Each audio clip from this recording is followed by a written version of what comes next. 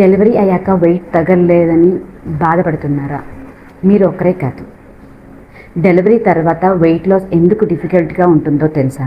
చాలామంది మదర్స్ అనుకుంటారు, నేను తక్కువ తింటున్నా, బిజీగా ఉంటున్నాను, కానీ వెయిట్ మాత్రం తగ్గట్లేదు. కానీ డెలివరీ తర్వాత బాడీలో చాలా చేంజెస్ జరుగుతాయి. హార్మోనల్ ఫ్లక్చువేషన్స్ కానీ, sleep deprivation, stress, emotional exhaustion, thyroid changes and reduced physical activity, ఇవన్నీ మెటబాలిజం మీద ఇంపాక్ట్ చూపిస్తాయి.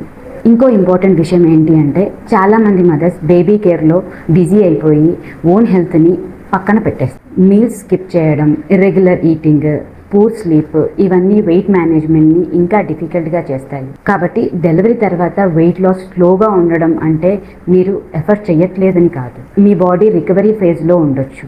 పేషెన్సీ and proper nutrition, sleep support, lifestyle correction మరియు పర్సనలైజ్డ్ గైడెన్స్ చాలా ఇంపార్టెంట్. ఈ ఇన్ఫర్మేషన్ యూస్ఫుల్ అనిపిస్తే సేవ్ చేసుకోండి, షేర్ చేయండి.